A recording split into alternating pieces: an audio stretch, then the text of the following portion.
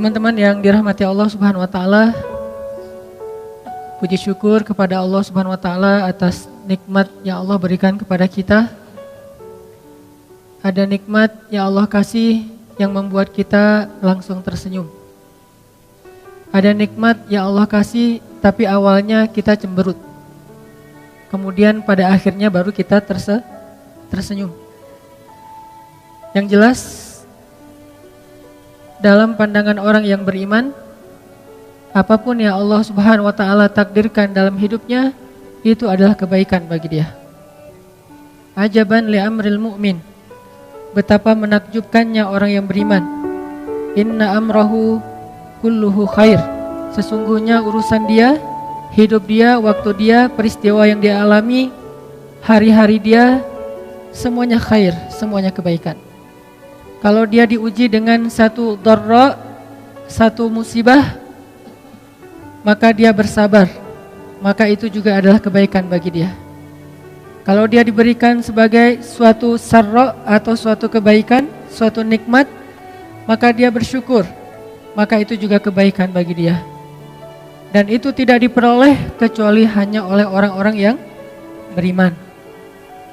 Sehingga salah satu cara kita mengukur iman kita sendiri, dan ini saya selalu menggarisbawahi dalam setiap kajian kita, bahwa ilmu yang kita peroleh selalu harus kita jadikan sebagai cermin, bukan kaca pembesar. Kalau kita jadikan ilmu sebagai cermin, setiap kali kita dapat satu ayat, satu hadis, satu nasihat dari ulama, satu booster, maka kita jadikan itu untuk menilai diri kita, apakah kita sudah menjadi lebih baik atau tidak. Sehingga hadis tadi tentang ajaban li amril mu'min, betapa menakjubkannya orang yang beriman, bisa jadi salah satu cermin buat kita semua. Cara kita menilai diri kita masing-masing. Apakah kita sudah menjadi mukmin? Ulaika humul mu'minuna haqqan. Apakah kita sudah menjadi orang mukmin yang benar? Ulaika humus shadiqun. Caranya adalah coba kita nilai diri kita saat kita diberi dua nikmat itu. Saat kita diberi dua kebaikan itu. Satu kebaikan yang dikenal dengan istilah dharra, ujian. Yang kedua kebaikan yang dikenal dengan istilah sarra, anugerah. Apakah dua kebaikan ini atau dua nikmat ini akhirnya membuat kita mendapatkan lebih banyak kebaikan atau justru mengurangi kebaikan dalam hidup kita? Kalau ketika Allah Subhanahu wa taala beri kita nikmat bentuknya sarra, terus dengan sarra itu bertambah manfaat kita untuk orang lain, berarti itu kebaikan. Apa sarra tadi? Nikmat. Kayak misalnya Allah nambahin kita rezeki, dapat sebuah proyek atau kita dagang, kemudian untungnya ternyata di luar perkiraan kita lebih gede. Lalu dengan nikmat rezeki tambahan itu, fadl, akhirnya kita menjadi orang yang bisa bantu orang lebih banyak.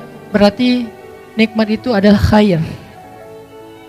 Tapi kalau dengan nikmat rezeki yang bertambah, dapat proyek, makin kaya, makin besar omsetnya, makin sukses, makin bagus karirnya, justru membuat kita menjadi orang yang semakin berkurang porsi kebaikannya, jadi semakin sombong, jadi semakin lupa kepada Allah, jadi semakin sibuk, akhirnya mulai mengurangi jatah ke masjid, mulai mengurangi jatah tilawah, mulai mengurangi jatah untuk ketemu dengan anak-anak dan keluarga.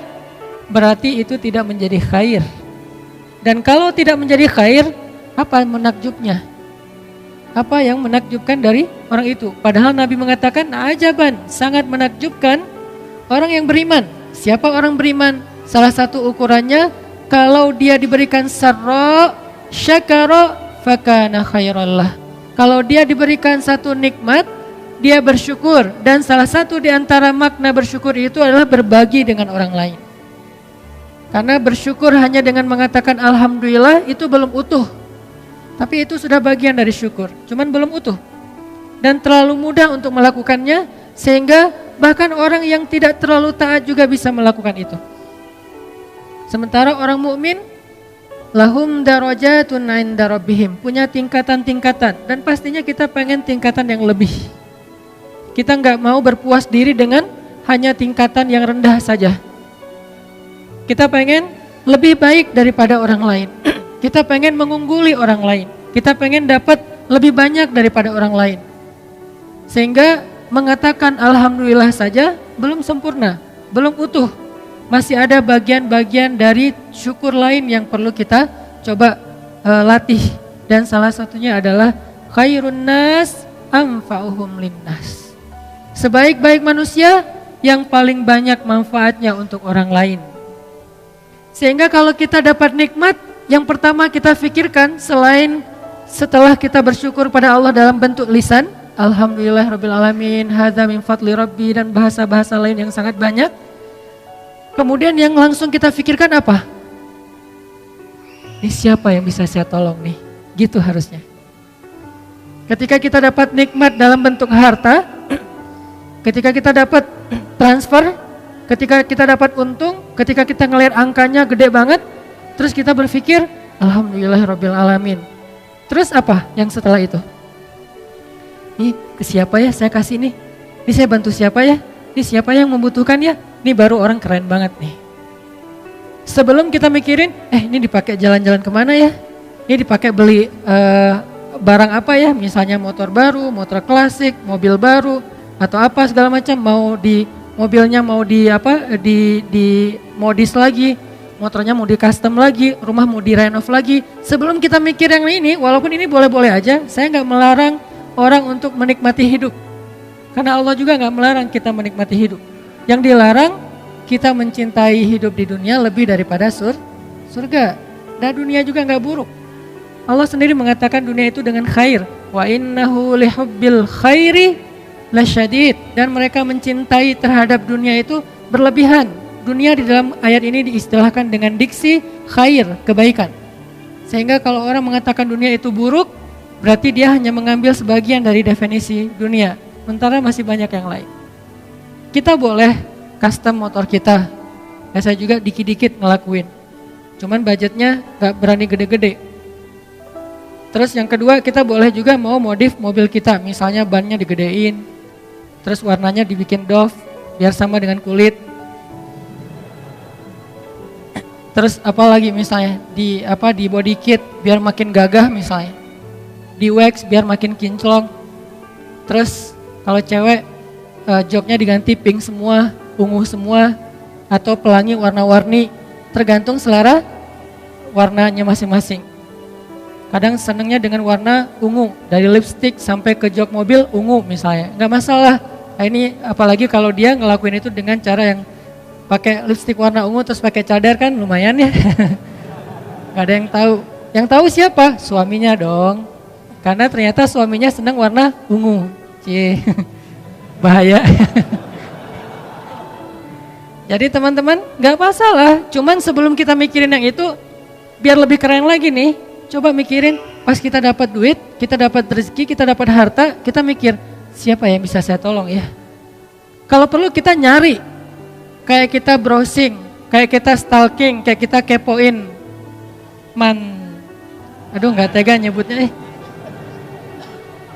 Coba kita kepoin, stalking orang-orang yang membutuhkan, sesemangat itu. Kan kadang-kadang kalau kepoin si dia yang di masa lalu tuh sampai jam 1 malam nyari semua. Dia nama akunnya apa sih, kok gak nemu ya? Terus nanya ke teman-teman, gak ada yang ngasih tahu. Cari sampai dapat, sampai hobinya, musik yang dia suka, semuanya di stalkingin sampai nemu. Kalau udah nemu, ternyata di lock akunnya. Pas di lock, apa yang kita lakukan? Biar gak ketahuan, balik lagi, bikin akun baru. Biar bisa minta request di follow. Karena kalau di lock terus kita nge-follow, kan dia ngelihat dulu, wah siapa? Ternyata kita gitu. Namanya terlalu jelas, Hanan_Ataki gitu. Ya udah ganti. Misalnya nama-nama yang gak jelas, supaya pas nge-follow dia gak tahu kalau itu kita, dan postingannya 0. Pengalaman. bukan pengalaman ngeliat mantan, pengalaman stalking. Nah, kalau kita bisa stalking orang lain, bisa stalking sedia, mantan, segala macam, begitu semangatnya, kenapa kita nggak stalking yang lebih bermanfaat? Stalking orang-orang yang lagi membutuhkan. Kita bisa pakai hashtag, apa misalnya hashtagnya duafa, atau hashtagnya miskin, atau hashtagnya berobat, atau hashtagnya share, hashtagnya care, atau apapun hashtag kan dari hashtag ketahuan ya. Atau kanker Indonesia, ketahuan tuh kasus-kasus kanker di Indonesia, di seluruh Indonesia, atau kelaparan, atau apalah biaya pendidikan, kita stalking, kita nyari. Terus di antara sekian banyak postingan, kita pilih yang paling mudah deh buat kita, yang paling dekat dengan jarak kita. Akhirnya ketika kita dapat nikmat, yang pertama kita pikirin, ini ngasih siapa ya? Ini baru keren nih. Ini baru namanya sarro, nikmat yang Allah kasih, syakaro, dia bersyukur, fakana khairallah, dan itu menjadi kebaikan untuk dia. Itu baru ajaban. Ajaban itu kalau bahasa kita menakjubkan, bahasa lainnya tuh keren banget. Ajaban li amril mu'min, keren banget orang yang beriman tuh. Emang keren. Dengan syarat apa? Gimana caranya orang beriman tuh keren? Ajaban. Nabi juga pakai bahasa kayak bahasa kita gitu. Oh, ajib banget ya. Kan ajaban itu terjemahannya jadi kayak ajib gitu, walaupun gak diterjemahan sih. Diserap, bukan diterjemahin. Kalau diterjemahin, keren. Ajaban li amril mu'min, keren banget urusan orang beriman tuh. Atau keren banget hidup orang yang beriman tuh. Keren banget perilaku orang yang beriman itu. Keren banget sikap orang yang beriman. Pokoknya orang beriman, keren. Gimana caranya? Salah satunya adalah kalau dia mendapatkan sarro, satu nikmat, syakaro fakana khairallah. Dan bentuk syukurnya adalah dia mikir, mau bantu siapa dengan nikmat ini? Mau ngasih ke siapa nikmat ini? Mau berbagi dengan siapa nikmat ini? Mungkin kalau kita nggak mau stalking di IG atau di sosial media, karena kita emang gampang sebenarnya menemukan orang-orang yang butuh kan? Lebih gampang mencari orang yang bisa kita tolong daripada nyari-nyari kesalahan orang lain. Nyari kesalahan orang tuh susah loh. Udah dapat rugi. Kenapa? Begitu kita dapat kesalahan orang lain, kita share, maka kita mengambil dosa dari kesalahan itu untuk kita tanggung. Capek banget sih ngambil dosa ya. Kita cari mana kesalahan orang. Oh, ini ada nih. Kita ambil, lalu kita buka aibnya, kita share, berarti kita sudah menanggung kesalahan itu. Kalau kita simpan, kita nggak ikut menanggung. Kalau kita kasih tahu ke orangnya supaya dia memperbaiki diri, maka kita dapat pahala, dan dia juga kalau memperbaiki diri dapat pahala. Tapi kalau kita share, dia udah habis dosanya, kita yang nanggung dosa dia, kan rugi tuh. Daripada capek-capek kayak gitu, mending kita nyari, stalking, kepo, siapa sih yang bisa kita tolong. Dan itu lebih gampang. Kalau kita nemu, belum nemu aja udah dapat pahala, baru niat aja udah dapat. Begitu kita dapat nikmat, aduh pengen nolong siapa ya? Siapa yang punya punya niat, punya keinginan kepada kebaikan, lalu dia tidak jadi melakukannya atau belum melakukannya, dia sudah mendapatkan pahala dari niat. Wa innama likulli imri'in ma nawa. Jadi teman-teman, niat itu luar biasa seperti yang kita bahas dalam 2 pertemuan terakhir. Keren banget, niat pengen bantu orang aja, ini belum bantu nih, baru niat. Siapa ya yang bisa saya bantu nih? Udah, wa innama likulli imri'in ma nawa. Udah dapat kayak pahala ngebantu orang tersebut. Nyari, proses mencari itu juga pahala. Karena berjalan, kalau dulu mungkin nyarinya dengan berjalan. Jalan ke rumah tetangga, jalan ke rumah di ujung kota, jalan ke rumah beda kabilah, pokoknya jalan. Kalau dulu jalan, kalau sekarang nyarinya dengan kita stalking, kita cari di internet, kita nelpon, kita baca di grup WA, segala macam. Yang jelas ada effort buat nyari. Proses mencari itu juga bagian dari kebaikan. Mencari doang, belum nemu. Terus kalau udah nemu, ketemu, oh ternyata ada tetangga yang butuh, ternyata ada teman yang butuh, ternyata ada temannya teman yang butuh, ternyata ada temannya teman-teman butuh. Terserah deh dari mana asal usulnya. Ketika nemu, lalu kita datengin, kita share, kita care kepada dia, maka kita kata Nabi, ajaban li amrul mu'min. Itu baru mukmin yang keren. Itu baru mukmin yang keren. Kenapa? Syakaro. Dia bersyukur dengan cara berbagi, dengan cara berbuat kebaikan. laisal birra an tuwallu wujuhakum qibalal masyriqi wal maghrib. Kebaikan itu bukanlah memperdebatkan mana yang paling tepat antara timur dan barat. Kan ayatnya kayak gitu kan? Kebaikan laisal bir an tuwallu wujuhakum qibalal masyriqi wal maghrib, untuk memperdebatkan arah kalian beribadah ke timur atau ke barat dalam konteks perdebatan orang Yahudi terhadap kiblatnya kaum muslimin.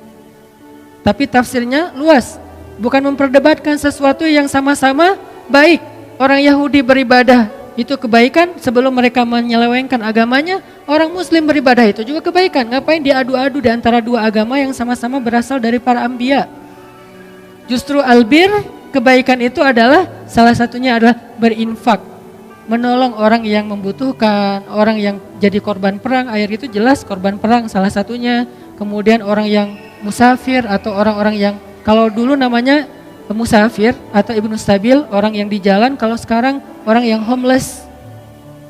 Karena orang yang musafir sekarang mungkin gak serumit, gak sesulit dulu kan. Kalau dulu musafir, orang yang ibnu sabil itu yang di tengah perjalanan emang benar-benar sulit. Pertama, gak semua orang kaya musafir, bukan orang kaya doang yang musafir, orang miskin juga musafir dulu karena nomaden. Atau dia ikut rombongan tapi dia kekurangan harta. Kalau sekarang musafir itu identik malah dengan orang yang mampu, traveling, trip, touring, kan udah punya bekal ya. Berarti terjemahan dari Ibnu Sabil itu salah satunya adalah homeless. Terjemahan konteks dan realitas. Orang-orang yang tidak punya tempat tinggal. Apakah di kota kita ada? Banyak teman-teman. Baru aja kemarin salah satu teman-teman dari Karang Taruna di Kota Bandung, di wilayah tertentu di Kota Bandung, karena kebenaran kolaborasi dengan rumah teduh yang di istri saya kelola, itu nemu seorang bapak yang homeless, yang beliau tinggal tidurnya di trotoar dan beliau punya penyakit yang cukup parah. Akhirnya dibawa ke rumah sakit sama Karang Taruna, kolaborasi sama kita. Terus berobat dengan dokter, udah sembuh, sekarang balik lagi ke wilayahnya. Cuman di wilayah itu beliau karena nggak punya lagi keluarga, nggak ada yang berani nyewain atau ngekosin beliau karena dianggap dulu mungkin punya cerita yang kurang baik di wilayah itu. Akhirnya warga di situ agak kurang menerima. Kita carikan nih siapa yang mau menerima beliau untuk kos-kosan di situ. Nah, ini adalah bagian dari albir. Ini yang perlu kita pikirkan ketika kita dapat nikmat.